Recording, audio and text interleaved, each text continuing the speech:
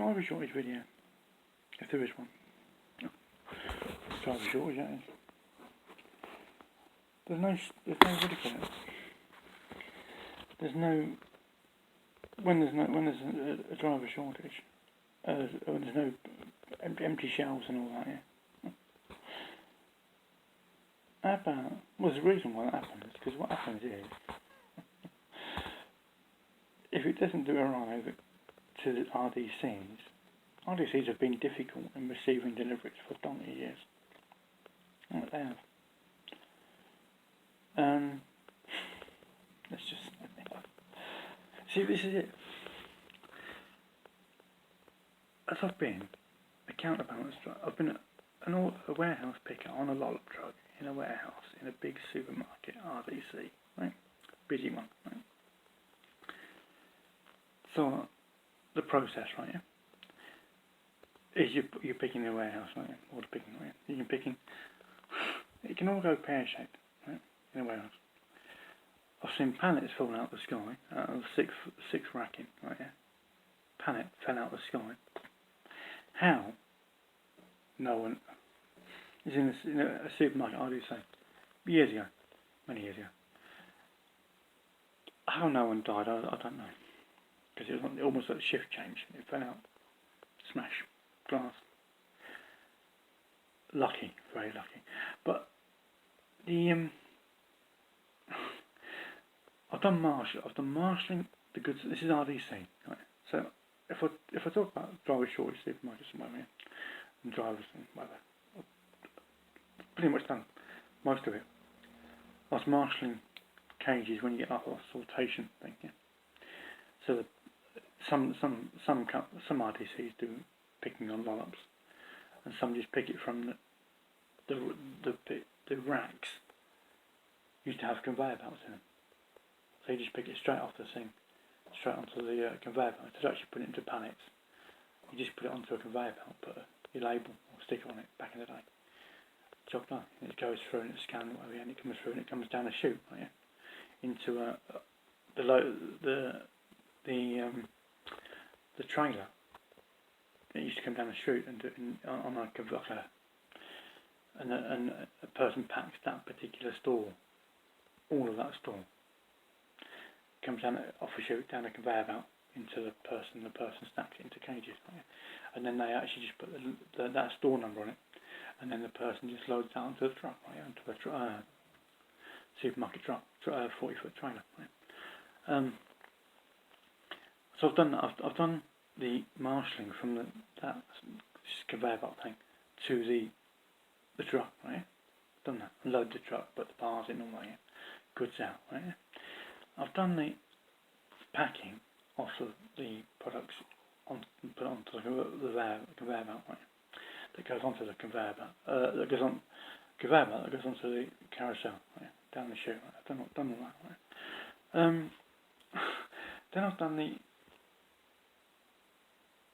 counterbalance driver on a ramp. Yeah, so when you go into if you're a 7.5 ton driver or whatever, or van, and you go in the gatehouse and they say, go down the ramp, yeah, and you get tipped there. And then the forklift driver comes out there. Well, that forklift driver was me, right? Back in the day. Right? So I know that side of the RDC supermarket chain, right? Picking in a warehouse on a lollop truck. You know, when you've got a couple of pallets, or you've got the cages, yeah, all that, right? Yeah? You go down there and you got a queue. All routes start near the beer aisle because the beer aisle is heavy, and you put the beer on the first, and you put everything else on, and it gets lighter as you go up the pallet. Obviously, so it stacks well, right? So you start a shift, and everyone's got stuck in the beer aisle. All the pickers are there. It's like let's start the M25 down the beer aisle. But I know all that. Right? Then I've done the goods in, right? Yeah? So you got the goods in, right? Goods in can only be tipped when you've got space. Right? So you got the goods in trucks, right? But back on the bay, right? And this is before you had like, if you're back on the bay now, you get those yellow iron bars. So you've got reverse a truck between the iron bars, haven't you? You never used to have them before. Trucks all over the place, all part wonky and all sorts. Right? That's why they exist. Because it makes it much easier. So actually, they're backing on the bay, then you've got to go out, find the driver and say, you've not parked on the bay properly, can you pull off and all that? And then you get the double stackers, so you got like cornflakes or toilet roll, yeah, double stacked. Right? But they used to back on the bay, and you couldn't get when the ramp comes down, yeah, you couldn't get the ramp onto the truck, right, yeah, because they're wedged in. The back two pallets are double stacked. So there's like 4 pallets of toilet rolls or 4 pallets of cornflakes, whatever it is, right? And you couldn't get them onto the driver. Can you go forward, and the forklift driver will take the back two pallets? Well, that was me, the forklift driver. Oh, well, I've tipped them on a little MPT, whatever it's called, MMT, little truck, yeah, electric truck. I've tipped the wagons, and I've also been the forklift driver that's actually had to go there and take the pallets off, right, and put them back in the warehouse, right. Then you've got super, so I've done that, right, and then all the chat wagons and all that, yeah, and then putting the blue pallets on the back of trucks, right, yeah, done that, right. So when I look, so as a driver, and then I spent many years as a ex-multi-drop van, and 8 years as a 7.5 ton agency driver. The difference is RDCs and whatever, yeah. So, and then but in the RDCs, they're quick to say refused, refuse load, not booked in, missed or too late booking. RDCs are quick to do that. Oh yeah, I don't mind doing that. Container comes with wine, right? It just looks like it's just it's not. It would take a bit of time to unload, right? Nah, refused. What is the person gonna do? The driver. What is the driver gonna do? Then that's just completely ruined that driver's day, right? The reason why products aren't getting to RDCs is because RDCs are getting a bit fussy. That's what it is. And RDCs aren't paying top bucks, which means that they're going to lose Class 1 drivers to people that pay more than they do. That's what it is.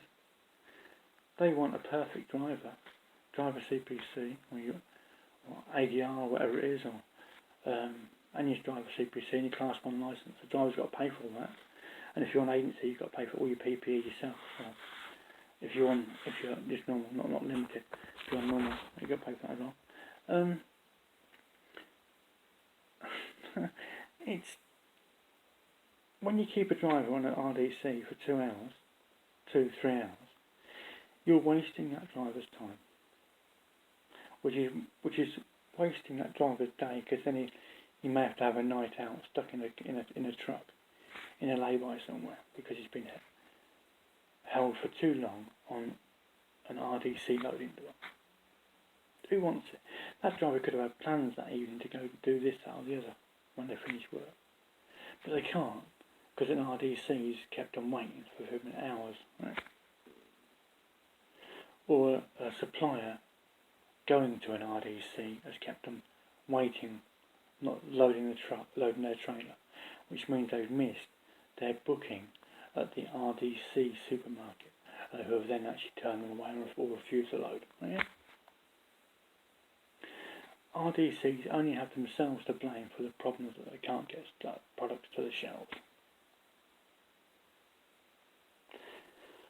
And they only have themselves to blame, the RDCs, for not paying the right money, because they've got to pay the top money. And when you've got that many Class 1s, in a driver shortage, when you've got supermarkets, and you've got that many Class 1s drivers, every supermarket's got that many Class 1 drivers, you need to be paying £50,000 plus a year, because you'll be losing drivers to whoever does pay £50,000.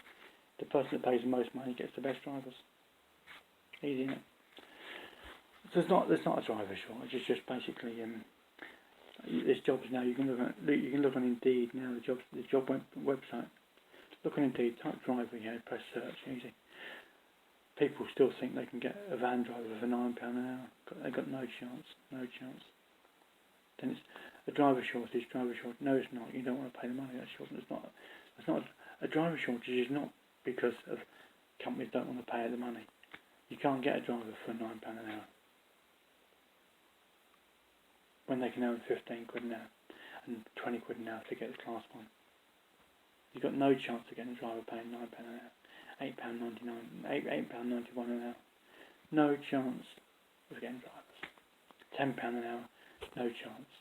Because you're competing with people that pay 14 quid an hour, and the driver's going to say, shall I work for £9 an hour or shall I work for 15? Let me have a quick think. I think I'll work for £15 an hour. And that's why you've got a driver shortage, because people haven't woken up to, you need to pay 15 quid an hour for a driver. Or go bust, really. Unless, because you won't have a driver to deliver your goods. And then you just buy new Mercs or whatever it is you buy. Instead of paying drivers a proper rate. All good fun.